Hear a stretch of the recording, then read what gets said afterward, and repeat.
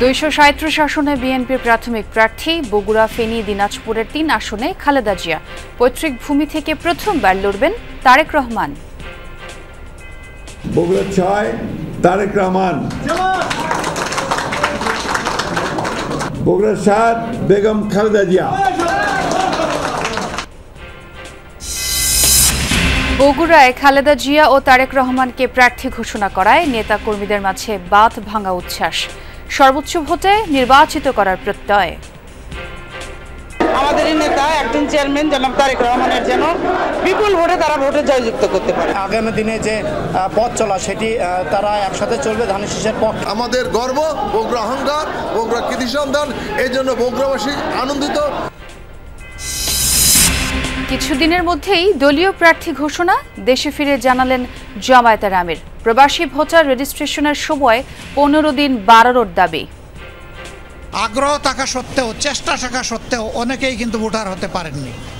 আমাদের দাবি থাকবে নির্বাচন কমিশনের কাছে কমপক্ষে আরও 15 দিন এই সময় বর্ধিত করা হোক। জানা গেল এনসিপির কয়েকটি আসনে প্রার্থীদের নাম। নাহিদ ইসলাম লড়বেন ঢাকা 11 থেকে 300 আসনেই প্রার্থী দেওয়ার প্রস্তুতি নিচ্ছে দল, জানালেন সার্জিস আলম।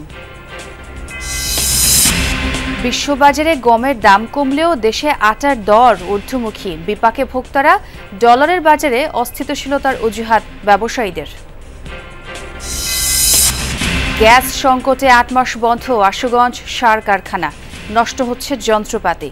বিদেশি সার কোম্পানিকে সুযোগ দিতেই উৎপাদন ব্যাহতের অভিযোগ শ্রমিকদের।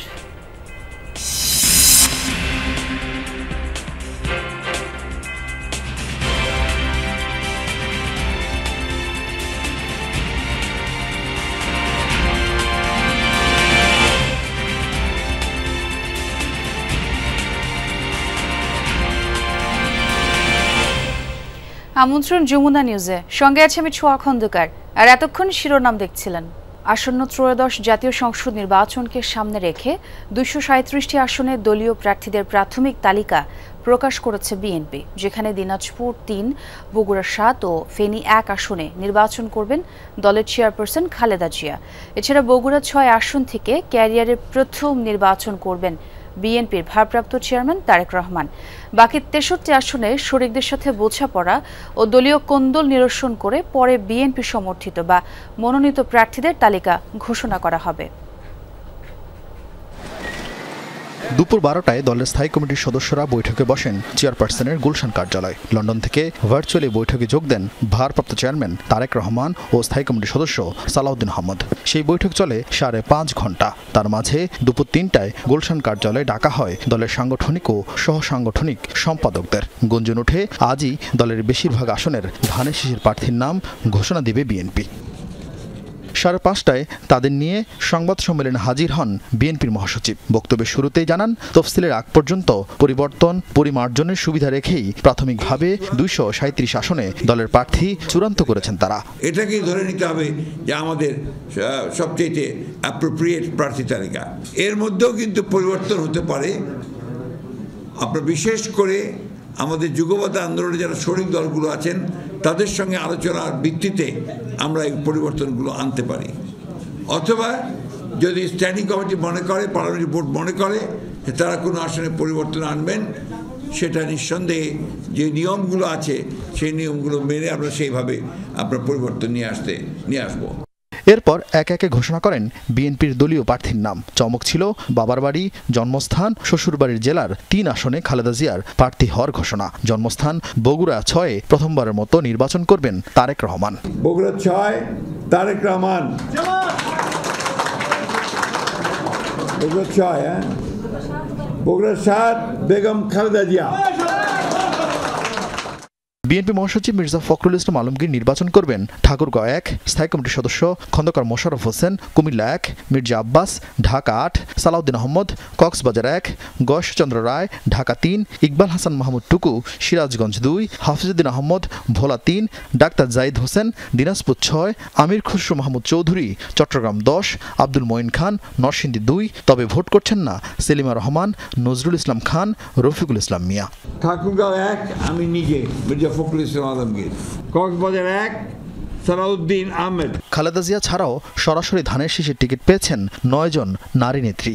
দলীয় মনোনয়ন পেয়েছেন এক ঝাঁক সাবেক ছাত্রদল নেতা। তালিকায় আছেন স্বেচ্ছাসেবক দলের সভাপতি, সাধারণ সম্পাদক, কৃষক দলের সভাপতি, সাধারণ সম্পাদক, যুবদল সাধারণ সম্পাদক। ভোলা 4 মোহাম্মদ নুরুল ইসলাম নয়ন, গোপালগঞ্জ 3 SM জিলানি, চাঁদপুর 1 আনম এহসানুল হক মিলন, ঢাকা 14 সঞ্জিদা ইসলাম তুলি, ঢাকা 15 শফিকুল ইসলাম খান, ঢাকা 16 আমিনুল হক।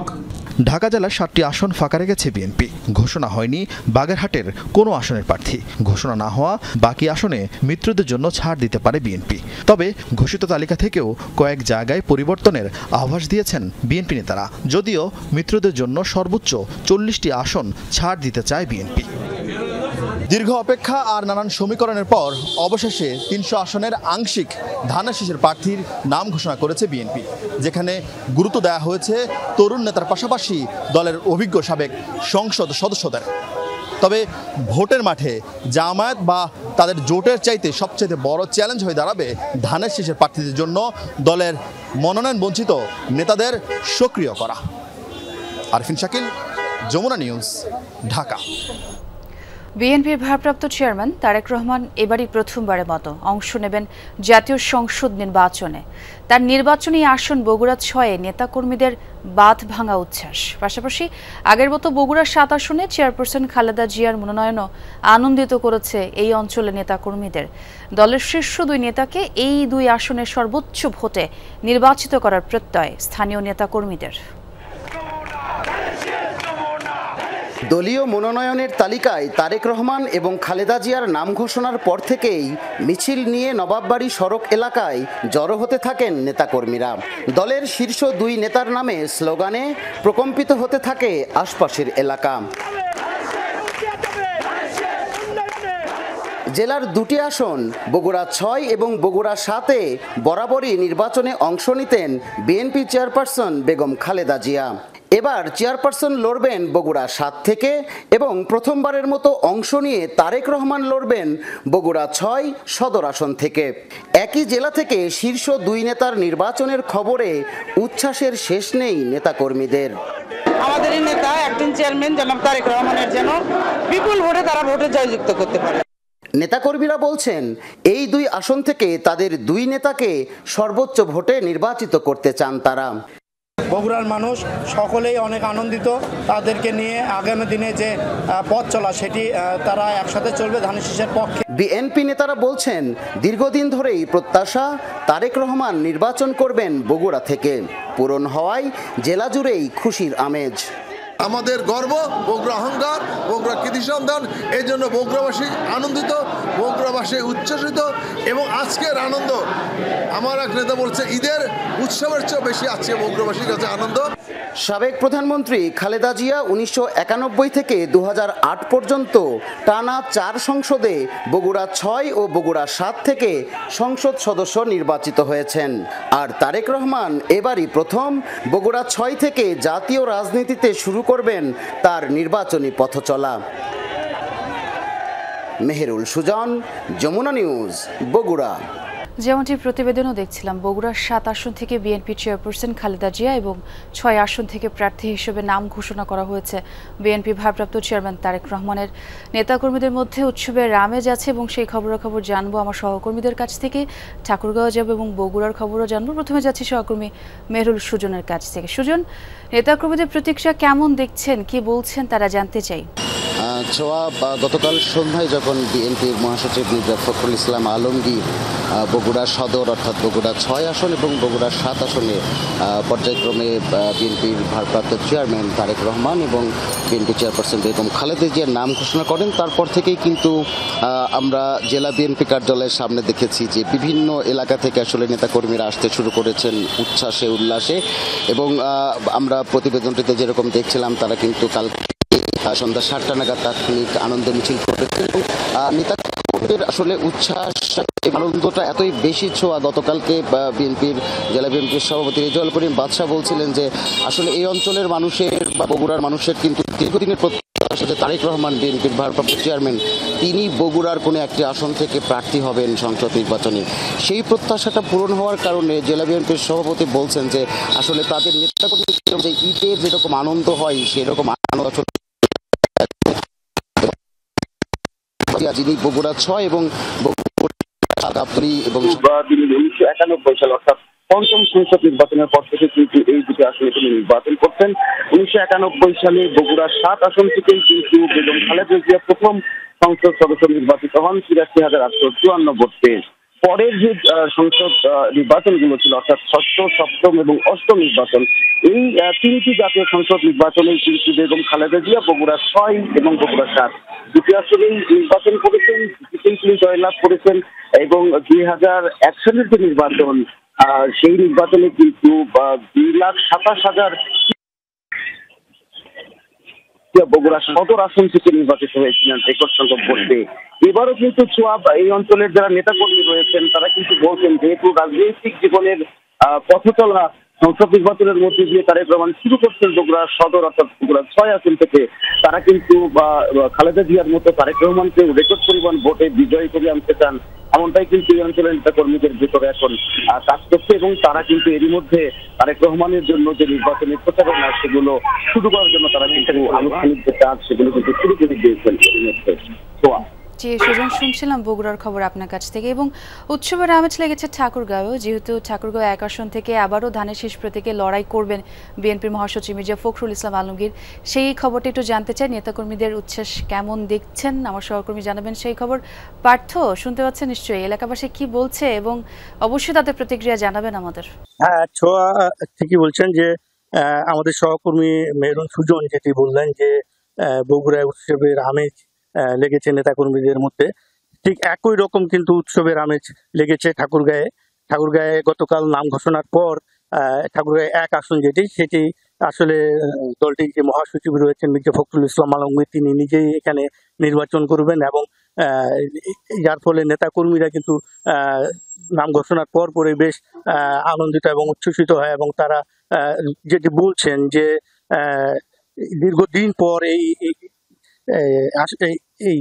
নিরপেক্ষ একটি নির্বাচন তারা দেখতে চান এবং গ্রহণযোগ্য নির্বাচন দেখতে চান। দীর্ঘদিন এখানে গ্রহণযোগ্য নির্বাচন হয়নি এবং যার ফলে এই আসনটিতে বিএনপি যে নেতাকর্মীরা আছে এবং অন্যান্য যে নেতাকর্মীরা রয়েছেন তারা আসলে তাদের ভোটাধিকার তারা প্রয়োগ করতে পারেননি। আমি স্থানীয় যে নেতাকর্মীরা রয়েছে তাদের সঙ্গে কথা বলার চেষ্টা করেছি, তারা বলছেন যে এখানে যদি সুষ্ঠু এবং নিরপেক্ষ নির্বাচন হয় সেক্ষেত্রে বিএনপি বিপুল ভোটে এখানে বিজয়ী লাভ করবেন। বিশেষ করে দলটির মহাসচিব যিনি রয়েছেন মির্জা ফখরুল ইসলাম আলমগীর, তার একটি ইমেজ এবং তার একটি গ্রহণযোগ্যতা এই ঠাকুরগাঁও 1 আসনে আসলে নেতাকর্মীরা এবং অন্যান্য যে সাধারণ মানুষ রয়েছে তাদের কাছে রয়েছে, যার ফলে এই আসনটি বিশেষভাবে গুরুত্বপূর্ণ এবং এই আসনে অন্য কোনো প্রতিদ্বন্দ্বী এবার বিএনপির মধ্যে নেই। বিএনপি নেতাকর্মীরা বলছেন যে এখানে ঐক্যের কারণে আসলে এখানে নেতাকর্মী একজন নেতা রয়েছেন বিএনপি নেতা, তার সঙ্গে একটা কথা বলবো যে এখানে কেমন নির্বাচন হতে পারে এবং আপনাদের মধ্যে এই যে কালকে যে নাম ঘোষণা করলো কি মনে করছেন আপনারা? আলহামদুলিল্লাহ, আমরা অত্যন্ত আশাবাদী এবং আমরা মানে উচ্ছ্বসিত ঠাকুরগাঁর মানুষ যে আমাদের বাংলাদেশ জাতীয়তাবাদী দল বিএনপির মাননীয় মহাসচিব এবং আপনারা জানেন যে বাংলাদেশের অত্যন্ত পরিচ্ছন্ন একজন রাজনীতিবিদ এবং যিনি বিগত ফ্যাসিস্ট সরকার বিরোধী আন্দোলনে একদম সামনের সারিতে থেকে উনি তার এই সমস্ত আন্দোলন সংগ্রামে নেতৃত্ব দিয়েছেন, নিজে জেল জুলুম শুনলেন যে আসলে দীর্ঘদিন ধরে তিনি রাজনীতি করেছেন বিএনপি মহাসচিব এবং জেল জুলুম কেটেছেন, যার ফলে এখানে তার একটি বিশেষ এই আসনটি একটি গুরুত্ব বহন করছে। ছোঁয়া ব্যর্থ, অনেক ধন্যবাদ আপনাকে। রংপুরের 6টি আসনে বিএনপির মনোনয়ন প্রত্যাশীদের নাম ঘোষণায় উচ্ছ্বসিত তৃণমূলের নেতাকর্মীরা বলছেন মনোনয়নপ্রাপ্ত সকলেই দলের বিপদে আপদে পাশে ছিলেন। সবকটি আসনে ধানের শীষকে বিপুল ভোটে জয়ী করে দলের ভারপ্রাপ্ত চেয়ারম্যান তারেক রহমানকে উপহার দিতে চান মনোনয়নপ্রাপ্তরা। রংপুর 1 মোকাররম হোসেন সুজন। মনোনয়ন ঘোষণার সাথে সাথেই রংপুর 1 গঙ্গাচড়া আংশিক সিটি কর্পোরেশনের নেতাকর্মীরা নামেন মাঠে। মনোনয়ন পাওয়া মোকাররম হোসেন সুজন তখন ছিলেন ঢাকায়। দুই আসন বদরগঞ্জ তারাগঞ্জের মনোনয়ন পাওয়া সাবেক এমপি মোহাম্মদ আলী সরকারের বদরগঞ্জের বাসায় উপস্থিত হন শত শত মানুষ। উচ্ছ্বসিত নেতাকর্মীদের দাবি সঠিক মূল্যায়ন হয়েছে এবার।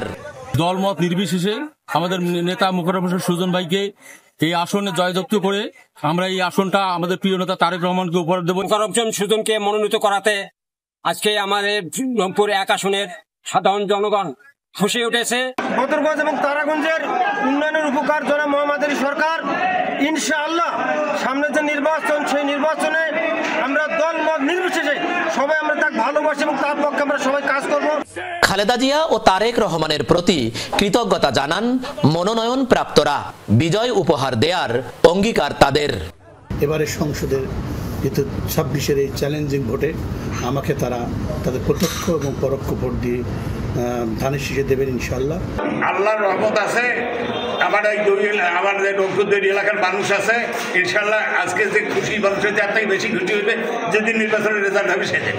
মনোনয়ন যখন নিশ্চিত হয় তখন নেতাকর্মীদের নিয়ে রংপুর 3 সদর ও আংশিক সিটি কর্পোরেশন আসনের প্রার্থী মহানগর বিএনপির আহ্বায়ক শামসুজ্জামান সামু অবস্থান করছিলেন গুপ্তপাড়ার ব্যক্তিগত কার্যালয়ে। রংপুর 4 পীরগাছা কাউনিয়া আসনে মনোনয়ন পেয়েছেন এমদাদুল হক ভরসা। মনোনয়ন পাওয়ায় আনন্দ মিছিল হয় হারাগাছ সহ বিভিন্ন এলাকায়। জনগণের পাশে গিয়ে জনগণের পাশে থেকে জনগণকে পাশে রেখে আমরা ইনশাল্লাহ ধানের শীষে বিজয় ছিনিয়ে আনবো ইনশাল্লাহ। আমরা সবাই খুশি, সেই জন্য বিপুল ভোটে যেন জয়লাভ করতে পারি। 1979 সালের পর রংপুরের হারানো আসন আবারও ফিরিয়ে আনার কথা জানান রংপুর 3 ও 4 আসনে মনোনয়ন প্রাপ্তরা। 1979 সালে বিএনপির এমপি ছিল, ইনশাল্লাহ এই রংপুর আবার 1979 সালের বিএনপির যে অবস্থা ছিল সেই অবস্থা ইনশাল্লাহ ফিরে যাবে। কাউনিয়া পীরগাছা হারাগাছের যে নেতৃত্বে যদি আল্লাহ তাআলা আমাকে নেতৃত্ব দেওয়ার ক্ষমতা দেয়, তা আমি বিশেষ করে এই অঞ্চলে মানুষের মুখে আমি হাসি ফোটানোর চেষ্টা করব। মনোনয়ন ঘোষণার সময় রংপুর 5 মিঠাপুকুর আসনের প্রার্থী গোলাম রব্বানী গণসংযোগ করছিলেন কোমরগঞ্জ এলাকায়। রংপুর 6-এ মনোনয়ন পাওয়া সাইফুল ইসলাম ঘোষণা শোনা মাত্রই 31 দফা নিয়ে মাঠে নেমে যান নেতাকর্মীদের সাথে। স্বতঃস্ফূর্ত সে ভোট পাবে, তাকে জনগণ তাকে স্বতঃস্ফূর্ত ভোটে জয়যুক্ত করবে। আনন্দ বন্যা হয়ে গেছে, সেজন্য আমরা আমাদের জননেতাকে ধানের শীষ মার্কায় ভোট দিয়ে অবশ্যই নির্বাচিত করব। অতীতে রংপুর 6 আসন থেকে কার্যক্রম নিষিদ্ধ আওয়ামী লীগ সভানেত্রী শেখ হাসিনা ও শিরিন শারমিন এবং 5 আসনে কোষাধ্যক্ষ আশিকুর রহমান এমপি ছিলেন। এই আসন দুটি এবার বিএনপির ঘরে উঠবেই এমন দাবি মনোনয়ন প্রাপ্তদের। কেন্দ্রীয় নেতৃবৃন্দ আমার উপর আস্থা রেখে যে দায়িত্ব দিয়েছে, আমি সেই আস্থা নিষ্ঠার সঙ্গে পালন করে মিঠাপুকুরে মানুষকে সাথে নিয়ে ধানের শীষে বিজয় সুনিশ্চিত করব। আগামী দিনে রংপুরের 6টি আসন আমরা প্রিয় নেতা তারেক রহমানকে উপহার দেবো এই প্রত্যাশা রাখছি ইনশাল্লাহ। পীরগঞ্জের প্রতিটি মানুষ এখন ঘরে ঘরে ধানের শীষের একটা আওয়াজ উঠেছে। 6টি আসন থেকেই একাধিক মনোনয়ন প্রত্যাশী ছিল বিএনপির। সবাইকে এক করে জাতীয় পার্টিকে হারিয়ে বিজয় আনতে পরিকল্পনার কথাও জানিয়েছেন প্রার্থী ও নেতাকর্মীরা। সরকার মাঝারুল মান্নান, যমুনা নিউজ, রংপুর।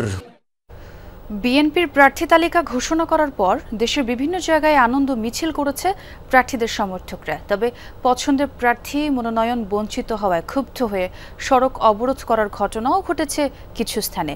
চট্টগ্রাম 4 সীতাকুণ্ড সংসদীয় আসনে বিএনপির সাবেক যুগ্ম মহাসচিব ও চেয়ারপারসনের উপদেষ্টা আসলাম চৌধুরীকে প্রার্থী মনোনীত না করায় ঢাকা চট্টগ্রাম মহাসড়কের একাধিক স্থানে ব্যারিকেড দেয় সমর্থকরা। মনোনয়ন বঞ্চিত হওয়ায় মাদারীপুরের শিবচরে ঢাকা ভাঙ্গা এক্সপ্রেসওয়ে অবরোধ করে মনোনয়ন প্রত্যাশী সাজ্জাদ হোসেন সিদ্দিকী লাভলুর কর্মী সমর্থকরা। মাগুরায় মনোনয়নকে কেন্দ্র করে দুপক্ষের মধ্যে সংঘর্ষ হয়। এ সময় আহত হন অন্তত 4 জন। চাঁদপুর 4 আসনে মনোনয়ন না পাওয়ায় বিক্ষোভ মিছিল ও সড়ক অবরোধ করে উপজেলা বিএনপির আহ্বায়ক এম হান্নানের কর্মী সমর্থকরা। বিএনপি ভারপ্রাপ্ত চেয়ারম্যান তারেক রহমানের নির্বাচনী আসন বগুড়া 6-এ নেতাকর্মীদের বাঁধ ভাঙা উচ্ছ্বাস। পাশাপাশি আগের মতো বগুড়া 7 আসনে চেয়ারপারসন খালেদা জিয়ার মনোনয়নও আনন্দিত করেছে এই অঞ্চলে নেতাকর্মীদের। নারায়ণগঞ্জ 1 রূপগঞ্জ আসন থেকে দলের জাতীয় নির্বাহী কমিটির সদস্য মুস্তাফিজুর রহমান ভুইয়া দীপুকে দলীয় প্রার্থী ঘোষণার পর আনন্দ মিছিল করে কর্মী সমর্থকরা। কিছুদিনের মধ্যেই দলীয় প্রার্থী ঘোষণা করা হবে। 15 দিনের বিদেশ সফর শেষে দেশে ফিরে এমনটা জানালেন জামায়াতের আমির ডাক্তার শফিকুর রহমান। পবিত্র উমরা পালন এবং যুক্তরাষ্ট্র ও যুক্তরাজ্য সফর শেষে দেশে এমনটাই জানিয়েছেন তিনি। মঙ্গলবার ভোরে হযরত শাহজালাল আন্তর্জাতিক বিমানবন্দরে অবতরণ করেন তিনি। পরে সাংবাদিকদের সাথে কথা বলেন। মতানৈক্যই গণতন্ত্রের সৌন্দর্য এমন মন্তব্য করে বলেন, রাজনৈতিক দলগুলোর মধ্যে মতানৈক্য হোক, মতবিরোধ না হোক, বিদ্যমান রাজনৈতিক মতভেদ কাটাতে এরই মধ্যে তার দলের নায়েবে আমির বিএনপিকে আলোচনায় বসার প্রস্তাব দিয়েছে। এ সময় নির্বাচন কমিশনারের কাছে প্রবাসীদের ভোটাধিকার রেজিস্ট্রেশনে আরও 15 দিন সময় বাড়ানোর দাবি জানান দলের ডাক্তার শফিকুর রহমান। একই সাথে আগামীর দেশ বিনির্মাণে গণমাধ্যম কর্মীদের পাশে থাকার আহ্বান জানান তিনি। ডাক্তার শফিকুরকে বরণ করে নিতে ভোর থেকেই বিমানবন্দরে ভিড় করেন জামায়াতের অসংখ্য নেতাকর্মী। ছাদ খোলা গাড়ি থেকে হাত নেড়ে তাদের অভিনন্দনের জবাব দেন দলীয় আমির। এক সপ্তাহ সময়ের ভিতরে রাজনৈতিক দলগুলো বসে যদি একটা কনসেনসাসে পৌঁছতে পারে সরকারের জন্য এটা ভালো, এবং আমরাই সবার আগে আমাদের পক্ষ থেকে আমাদের নায়েবে আমির আহ্বান জানিয়েছেন যে আসুন আমরা খোলামেলা আলোচনা করে আমরা এই সমাধানে পৌঁছি। আমি নির্বাচিত হইনি, আমার সহকর্মীরা আমার উপর একটা দায়িত্বের ভার অর্পণ করেছে। এই দায়িত্বটা বড় ভারী। বুঝতে পেরেছি যে এই মতানৈক্য কেন। আমাদের মধ্যে মতানৈক্য হোক, তবে দোয়া করেন মতবিরোধ যেন না হয়। মতের ভিন্নতা থাকবে, এটাই গণতন্ত্রের সৌন্দর্য। আসন্ন ত্রয়োদশ জাতীয় সংসদ নির্বাচনকে সামনে রেখে কয়েকটি আসনে এনসিপির প্রাথমিক প্রার্থী তালিকা জানা গেছে। জুলাই আন্দোলনে শেখ হাসিনা সরকারের পতনের পর ছাত্র নেতাদের নিয়ে গঠিত হয় এনসিপি। দলের আহ্বায়ক নাহিদ ইসলাম ঢাকা 11 আসনে প্রতিদ্বন্দ্বিতা করবেন। রংপুর 4 আসনে আক্তার হোসেন এবং কুমিল্লা 4 থেকে শাপলা কলি প্রতীকে লড়বেন হাসনাত আবদুল্লাহ। এছাড়াও পঞ্চগড় 1 আসনে সার্জিস আলম, ঢাকা 18 থেকে নাসির উদ্দিন পাটোয়ারি, ঢাকা 9 থেকে তাসনিম জারা, নরসিংদী 2 থেকে সারওয়ার তুষার, নোয়াখালী 6 থেকে আব্দুল হান্নান মাসুদ, ঢাকা 14 থেকে আরিফুল ইসলাম আদিবে, সিরাজগঞ্জ 6 থেকে এসএম সাইফ মোস্তাফিজ, কুড়িগ্রাম 2 আসন থেকে ডাক্তার আতিকুর রহমানের নাম জানা গেছে। 300 আসনেই প্রার্থী দেওয়ার কথা জানিয়েছে এনসিপি। আগামী নির্বাচনে 300 আসনেই প্রার্থী দেওয়ার প্রস্তুতি নিচ্ছে জাতীয় নাগরিক পার্টি, এমনটি জানিয়েছেন দলটির মুখ্য সংগঠক সার্জিস আলম। সোমবার বিকেলে এনসিপির ময়মনসিংহ জেলা ও মহানগরের সভাপতি সাধারণ সম্পাদক পদে প্রার্থীদের সাক্ষাৎকার শেষে এক সংবাদ সম্মেলনে একথা বলেন তিনি। সার্জিস আরও বলেন, ফ্যাসিস্টদের সহায়তার অপরাধ মাথায় নিয়ে নির্বাচনে জাতীয় পার্টির অংশগ্রহণের অধিকার নেই। গণহত্যার মাধ্যমে যারা ক্ষমতায় থাকার চেষ্টা করেছিল তাদের পক্ষেই এখনো কথা বলছে জাতীয় পার্টি। নির্বাচন কমিশনের প্রতি ইঙ্গিত করে সার্জিস বলেন, ইসি যদি আগের মতো দলীয় কমিশনে পরিণত হয় তাহলে তাদের পরিণতি পূর্বসূরিদের মতোই হবে।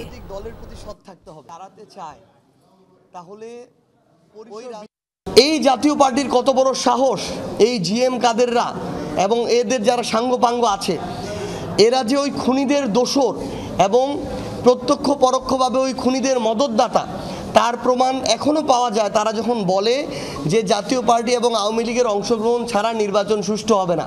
আন্তর্জাতিক পরিসরের গমের দাম কমলেও উল্টো চিত্র দেশের আটার বাজারে। 2 সপ্তাহের ব্যবধানে খুচরা দোকানে মোরগজাত আটার দাম কেজিতে বেড়েছে 5 থেকে 10 টাকা পর্যন্ত। এতে বিপাকে পড়েছেন সীমিত আয়ের ক্রেতা সহ বেকারি আর রেস্তোরাঁ মালিকরাও। আটার দাম বৃদ্ধির অজুহাত হিসেবে ডলারের দরের ঊর্ধ্বমুখী প্রবণতা, পরিবহন খরচ বৃদ্ধির কথা বলছেন ব্যবসায়ীরা। তবে ক্যাবের মতে এসব কারণ অযৌক্তিক। সকালে নাস্তার রুটি কিংবা বিকেলে চায়ের সাথে বিস্কিট, অথবা সন্ধ্যার পরোটা মোগলাই থেকে হালের ফাস্টফুড, বাঙালির রসনাবিলাসের অনেকটা জুড়েই প্রাধান্য আটা ময়দার তৈরি খাবারের।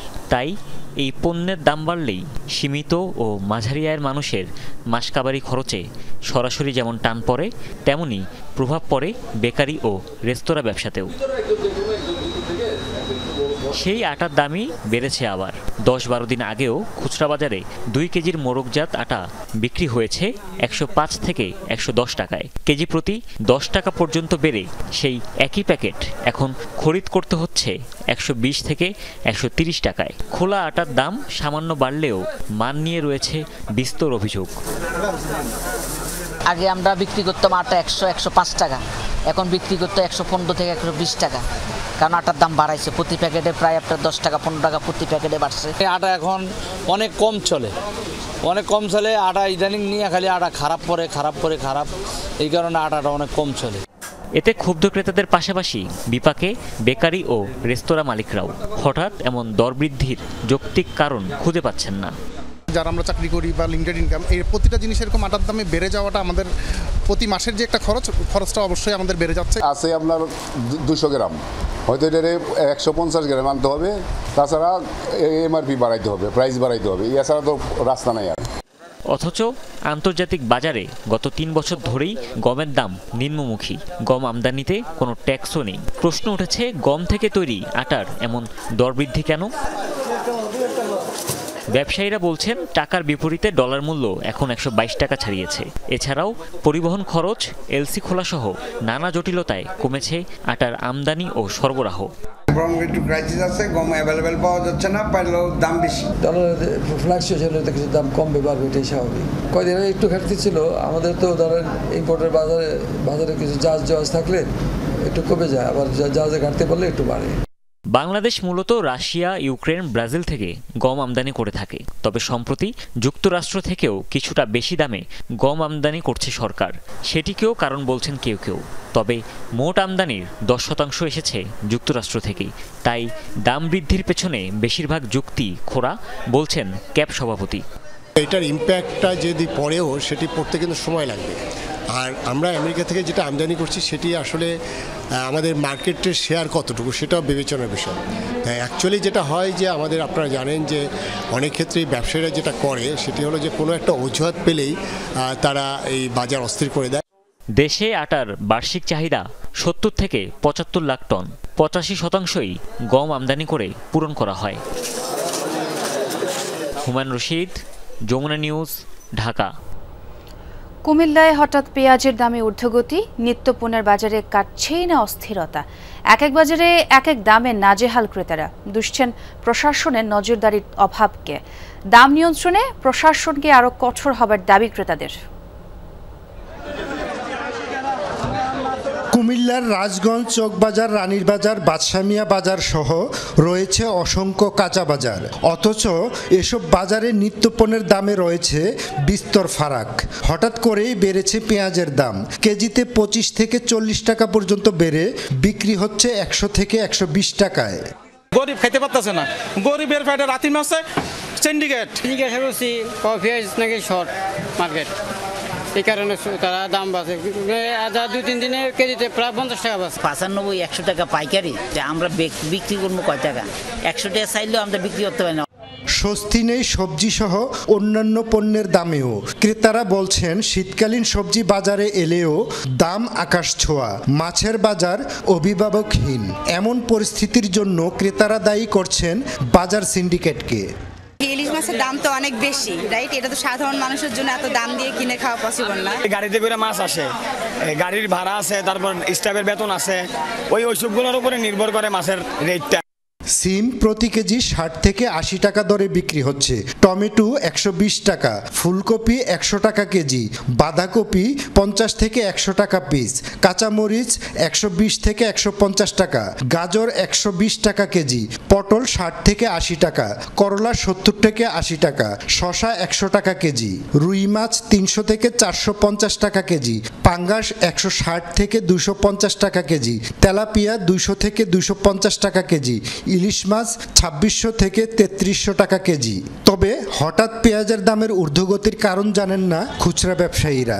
বাজার নিয়ন্ত্রণে প্রশাসনের উদাসীনতা কাটিয়ে নিয়মিত মনিটরিংয়ের আহ্বান বাজার কমিটির। এটা একটা সিন্ডিকেট, শুধু সিন্ডিকেট আছে। প্রশাসনের দৃষ্টি আকর্ষণ করছি, প্রশাসন যদি মনিটরিং করে তাহলে পেঁয়াজের দাম কমতে পারে। নিত্যপণ্যের দাম নিয়ন্ত্রণে আরও কঠোর অবস্থান নেবে প্রশাসন, এমন প্রত্যাশা সাধারণ মানুষের। খোকন চৌধুরী, যমুনা নিউজ, কুমিল্লা। গ্যাস সংকটের ফলে ব্রাহ্মণবাড়িয়ার আশুগঞ্জ সার কারখানা বন্ধ 8 মাস ধরে। প্রতিদিন 4 কোটি টাকার সার উৎপাদন থেকে বঞ্চিত হচ্ছে কারখানাটি। নষ্ট হচ্ছে যন্ত্রপাতিও। শ্রমিক কর্মচারীদের বারবার বিক্ষোভ সমাবেশের পরও দেয়া হচ্ছে না গ্যাস সংযোগ। অভিযোগ, বিদেশি সার কোম্পানিকে সুযোগ দিতে সরকারের ভেতরে থাকা অসাধু মহল বারবার সার উৎপাদন ব্যাহত করছে। প্রশাসন বলছে দ্রুত গ্যাস সংকটের ব্যাপারে সংশ্লিষ্ট দপ্তরে জানিয়েছেন তারা। দ্রুত সংকট সমাধানের আশা প্রকাশ করছেন কারখানা সংশ্লিষ্টরা। ব্রাহ্মণবাড়িয়ার আশুগঞ্জ সার কারখানা রক্ষণাবেক্ষণের জন্য বছরে বন্ধ থাকার কথা মাত্র ৩৫ দিন, অথচ গ্যাসের অভাবে বন্ধ থাকে প্রায় ২৮০ দিন। গ্যাস সংকটে চলতি বছরের ৩১ মার্চ থেকে বন্ধ রয়েছে দেশের গুরুত্বপূর্ণ এই সার কারখানা। সচল থাকলে যেখানে প্রতিদিন উৎপাদন হতো অন্তত ৪ কোটি টাকার সার, সেখানে বছরে ১৫০০ কোটি টাকারও বেশি সার উৎপাদন থেকে বঞ্চিত হচ্ছে দেশ। আজকে ৮ মাস পর্যন্ত আমাদের বন্ধ। আমরা যদি প্রতিদিন আমরা যদি ১১৫০ টন যদি আমরা উৎপাদন দিতে পারি, ১১৫০ টনের বেশি দিতে পারি, ১২০০ দিতে পারি, ১১৫০ যদি অ্যাভারেজ ধরি তাহলে আমাদের ডেইলি ৪.৫ কোটি টাকার সার আমরা উৎপাদন করতে পারি। কারখানা সংশ্লিষ্টরা বলছেন বিদেশি সার কোম্পানিকে সুযোগ করে দিতেই বন্ধ রাখা হচ্ছে দেশের গুরুত্বপূর্ণ এই সার কারখানা। প্রতি কেজি দেশি সারে যেখানে কৃষককে দিতে হতো ৪১ টাকা, সেখানে ৫৯ টাকায় কিনতে হচ্ছে বিদেশি সার। সার আমদানির নামে গ্যাস রেশনিং শুরু করে তারা বিদ্যুতে গ্যাস দেওয়ার অজুহাতে। এটাতে একটা বিরাট বড় সিন্ডিকেট তৈরি হয় বাংলাদেশে, যা এখনও বহাল তবিয়তে আছে। উৎপাদন খরচ যদি আমরা নিজেরা তৈরি করি তাহলে আমাদের প্রতি কেজিতে পড়ছে আপনার ৪০ টাকা করে, আর যদি আমরা ইম্পোর্ট করি তাহলে ৬০ টাকা করে পড়ছে। ১৯৮১ সালে প্রতিষ্ঠিত এই সার কারখানা ৪৪ বছর পরও রয়ে গেছে অবহেলিত। প্রতিদিন ব্যাহত হচ্ছে ১,২০০ মেট্রিক টন সারের উৎপাদন। মাসের পর মাস বন্ধ থাকায় নষ্ট হচ্ছে যন্ত্রপাতি। নিয়মিত রক্ষণাবেক্ষণের পরও জং ধরেছে লোহায়। ফলে গ্যাস সংযোগ পেলে পর্যাপ্ত উৎপাদন পাওয়া নিয়ে দেখা দিচ্ছে সংশয়। বন্ধর কারণে আমাদের মালগুলো সব নষ্ট হয়ে যাইতেছে। কেমিক্যাল কারখানাগুলো হচ্ছে কখন ৩ মাস বা ২ মাস চালানোর কোনো নিয়ম নাই, এটা সারা বছর রানিং থাকতে হয়। কারখানাটি শিগগির চালুর দাবিতে আন্দোলনে নেমেছে শ্রমিক কর্মকর্তারা। দ্রুত গ্যাস সরবরাহ না হলে কঠোর আন্দোলনের হুঁশিয়ারি শ্রমিক কর্মচারী ইউনিয়নের। অন্য দেশ থেকে সার নিয়ে আসছি, ঘরে ঢুকাইছি এবং আমরা দেখাইতেছি আমরা দেশের সারের কোনো অভাব নাই। কারখানাতে দ্রুত গ্যাস সংযোগ দিয়ে কারখানা চালু করুন এবং দেশের খাদ্য স্বয়ংসম্পূর্ণতা অর্জনের জন্য এই সার কারখানাগুলোকে রক্ষা করুন। আমরা আশাবাদী ইনশাল্লাহ সরকার আমাদের এই দৃষ্টিকোণ দিয়ে এটা দিয়ে খেয়াল করবে, আশুগঞ্জকে বাঁচাবে, মানে কৃষককে বাঁচাবে। কৃষকের এটাকে বলে ভালো সার দেওয়ার মতো আশুগঞ্জ সক্ষমতা রাখে। জেলা প্রশাসন বলছে দ্রুত গ্যাস সরবরাহের জন্য কর্তৃপক্ষের সাথে বারবার যোগাযোগ করেছে তারা। তো এখন গ্যাস চাহিদা দেখতে জানেন যেহেতু যে বাংলাদেশে গ্যাসের সাপ্লাই কমে আসছে, সাপ্লাই অনেক কম, এখন কতটুকু কি করা যায় তারপরেও আমরা আমাদের যোগাযোগ অব্যাহত আশা করি যে এই বিষয়টা দ্রুত সমাধান হয়ে যাবে আর কি। আশুগঞ্জ সার কারখানা দ্রুত চালু না করলে দেশ হারাতে থাকবে মূল্যবান রাজস্ব, কৃষকের ব্যয় বাড়বে, প্রভাব পড়বে বাজারেও, এমনটি বলছেন সংশ্লিষ্টরা। শরীফ ফারুকি, যমুনা নিউজ। যত্রতত্র ময়লা আবর্জনা স্তূপ আর দুর্গন্ধে অতিষ্ঠ মেহেরপুর পৌরবাসী। বর্জ্য ব্যবস্থাপনায় কয়েক বছর আগে প্রকল্প নেওয়া হলেও তা কাজে আসেনি। শহরের ডাস্টবিনগুলো তদারকিরও কেউ নেই। নিজেদের ফেলা বর্জ্য নিয়ে দুর্ভোগ পোহাচ্ছেন বসবাসকারীরা। এ বিষয়ে ব্যবস্থা নেওয়ার আশ্বাস দিয়েছে পৌর কর্তৃপক্ষ। পাশাপাশি সচেতনতা বাড়ানোর তাগিদ দিয়েছেন প্রশাসনের কর্মকর্তারা। গোটা ফুটপাতই যেন ভাগাড় বানিয়ে ফেলেছেন বাসিন্দারা। শহরের আনাচে কানাচে ময়লার স্তূপ, এর মধ্যেই দিন যাপন। মেহেরপুরের কবি নজরুল শিক্ষা মঞ্জিলে যাওয়া আসার একমাত্র সড়ক এটি। আবর্জনার দুর্গন্ধে পুরো এলাকার বাতাস ভারী। শিক্ষক অভিভাবকরা বলছেন দূষিত বায়ু আর অস্বাস্থ্যকর পরিবেশে ব্যাহত হচ্ছে পাঠদান, বাড়ছে শিশুদের স্বাস্থ্য ঝুঁকি। এই যে দুর্গন্ধ, এখানে এত ময়লা এভাবে ফেলা, পৌরসভাকে বলেছি কিন্তু বলার পরেও তারা কিন্তু কোনো পদক্ষেপ এখনো গ্রহণ করেনি। এই ময়লা আবর্জনার জন্য কোনো ডাস্টবিন এখানে দেওয়া নেই, যাওয়া আসাতে অনেক সমস্যা হয়। শুধু এই সড়কেই নয়, শহরের হোটেল বাজার, বড় বাজার, ওয়াবদা মোড়, কলেজ মোড়, কোর্ট মোড়, কাথুলি মোড় সহ বেশিরভাগ এলাকার অলিগলির চিত্র এমন। নিজেরাই পরিবেশ নষ্ট করছেন, আবার নিজেরাই ভোগান্তি পোহাচ্ছেন। প্রশাসনের পরিকল্পনাহীনতা আর নজরদারি না থাকাকে দুষছেন পৌর বাসিন্দারা। বাচ্চাদের নিয়ে রাস্তাঘাটে বেরোনো খুব কঠিন হয়ে যায়, পৌরসভা কোনো কাজ করছে না। দুর্গন্ধ হয়, আমাদের নামাজ কালামে যেতেও সমস্যা হয়, আর সবচেয়ে বেশি সমস্যা হয় গরু ছাগলের অত্যাচারে। গরু ছাগলগুলো এখানে এসে এগুলা সব ছিটায় রাস্তার উপরে ফেলে যায়। পৌরসভার অপচনশীল বর্জ্য পুনর্ব্যবহার ও পচনশীল বর্জ্য থেকে পরিবেশ বান্ধব সার তৈরির লক্ষ্যে স্যানিটারি ল্যান্ডফিল ও পয়ঃবর্জ্য পরিশোধনাগার নির্মাণ করা হয়। 2021 সালে উদ্বোধন হলেও সে প্রকল্প আলোর মুখ দেখেনি। ওরা তো কোনো পরিবেশ পেছে দেখেন যে অবস্থা, প্রতিটা রাস্তায় প্রতিটা গলিতে একই অবস্থা, রোগ ছড়াচ্ছে।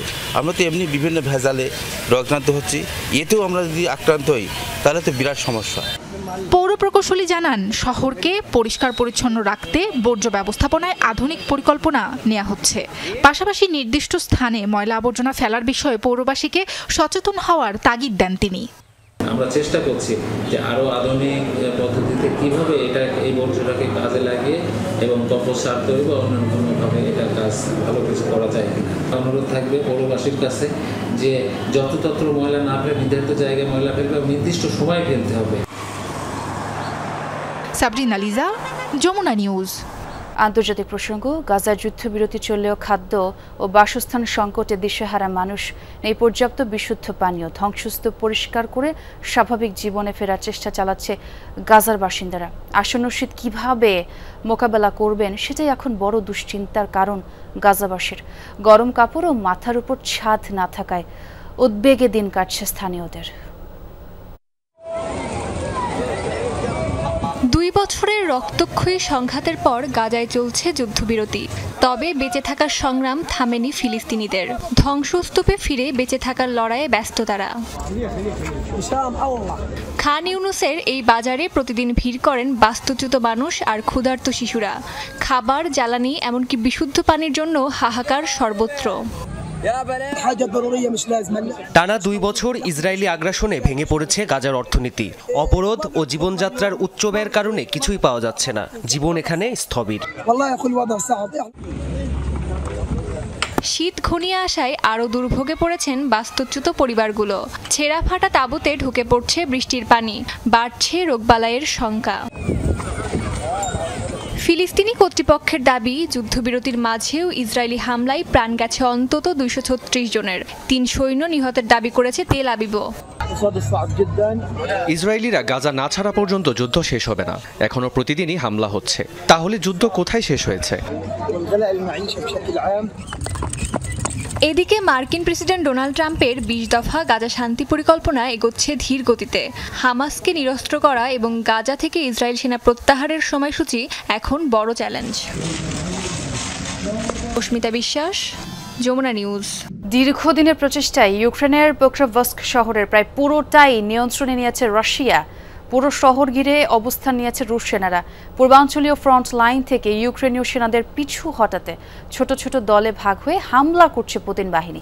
এটিকে রাশিয়ার বড় সামরিক ও কৌশলগত অর্জন হিসেবে দেখছেন বিশ্লেষকরা। বলছেন, পোক্রোভস্ক দখলে নিতে পারলে পুরো ডনবাস অঞ্চলেই প্রতিষ্ঠা হবে রাশিয়ার নিয়ন্ত্রণ। পোক্রোভস্ক পূর্ব ইউক্রেনের এই শহরটির অধিকাংশ এলাকায় এখন রুশ বাহিনীর দখলে। প্রায় 1.5 বছর ধরে রক্তক্ষয়ী যুদ্ধের পর নিয়ন্ত্রণ প্রতিষ্ঠা করেছে ক্রেমলিন। পোক্রোভস্ক শহরটিকে চারিদিক থেকে ঘিরে রেখেছে রুশ সেনারা। ক্ষুদ্র ক্ষুদ্র সেনা ইউনিট ও ড্রোন পাঠিয়ে ফ্রন্টলাইনে থাকা ইউক্রেনীয় সেনাদের নাস্তানাবুদ করছে তারা। এতে ইউক্রেনের ফ্রন্টলাইন সেনাদের কাছে একদিকে যেমন পৌঁছাতে পারছে না যুদ্ধ সরঞ্জাম, অপরদিকে সম্ভব হচ্ছে না সেনা প্রত্যাহার। প্রশ্ন উঠেছে, ঠিক কী কারণে অঞ্চলটিতে রাশিয়ার এই দীর্ঘ রণনীতি? পোক্রোভস্ককে বলা হয় দোনেস্কের প্রবেশদ্বার। যুদ্ধ কবলিত অঞ্চলটিতে ইউক্রেন সেনাদের কাছে সরঞ্জাম পৌঁছানো হয় এই পথেই। এছাড়া এই শহরটিকে ঘিরেই গড়ে উঠেছে গুরুত্বপূর্ণ রেল যোগাযোগ। ইউক্রেনের বিশাল ইস্পাত শিল্পে ব্যবহৃত কোকিং কয়লার একমাত্র খনিও রয়েছে এখানে। তাই শহরটি হাতছাড়া হলে অর্থনৈতিক ও সামরিকভাবে ক্ষতিগ্রস্ত হবে ইউক্রেন। বিশ্লেষকরা বলছেন, পোক্রোভস্ক শহরের দখল হারালে পূর্ব ফ্রন্ট জুড়ে ইউক্রেন সেনাদের সাপ্লাই চেইন ব্যাপক ক্ষতিগ্রস্ত হবে। এর ফলে ইউক্রেনের দখলে থাকা আশপাশের আরও বেশ কয়েকটি শহরও পড়বে নিরাপত্তার হুমকিতে। তাই পুতিনের ডনবাস অঞ্চল দখলের স্বপ্ন পূরণে গুরুত্বপূর্ণ এই শহর দখল। গেল 1 বছরে অঞ্চলটিতে প্রায় দ্বিগুণ গতিতে অগ্রসর হয়েছে রুশ সেনারা। তোরেৎস্ক ও চাশিভিয়ার পর্যন্ত পৌঁছাতেও তাদের অনেক সময় লেগেছে। তবে পোক্রোভস্ক দখলে নিলে আশপাশের অঞ্চলগুলোতে দ্রুত নিয়ন্ত্রণ প্রতিষ্ঠা করতে পারবে রাশিয়া। এটি হবে ফলাও করে প্রচার করার মতো বড় সামরিক অর্জন। দোনেৎস্কের পশ্চিম অংশে প্রায় 5,000 বর্গ কিলোমিটার এলাকায় এখনও শক্ত অবস্থানে রয়েছে ইউক্রেন বাহিনী, যা সম্পূর্ণ দনবাস অঞ্চলের প্রায় 10%। প্রাণপ্রতিম কুণ্ডু, যমুনা নিউজ। ইতালির রাজধানী রোমে পরপর দুইবার ধসের শিকার হলো 13 শতকের ঐতিহাসিক এক ভবন। এ সময় নিহত হয়েছে আটকা পড়া এক শ্রমিক। ফায়ার সার্ভিসের কর্মীদের প্রায় 12 ঘন্টা চেষ্টার পর উদ্ধার করা হয় তাকে। হাসপাতালে নেওয়ার পথে প্রাণ হারান তিনি। সোমবার প্রথম দফা ধসে আহত হয় 3 জন শ্রমিক, যাদের মধ্যে একজনের অবস্থা আশঙ্কাজনক।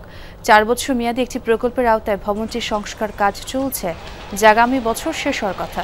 বেশ কিছুদিন ধরেই পথচারীদের জন্য বন্ধ ছিল টাওয়ারের আশপাশের এলাকা। 29 মিটার উঁচু এই ভবনের নাম তোরে দেই কন্তে। 13 শতকের শুরুর দিকে পোপ ইনোসেন্ট তৃতীয় নিজের পরিবারের জন্য নির্মাণ করেছিলেন এই টাওয়ারটি। আর দর্শক, এই ছিল যমুনা নিউজে। এতক্ষণ যারা সঙ্গে ছিলেন সবাইকে ধন্যবাদ।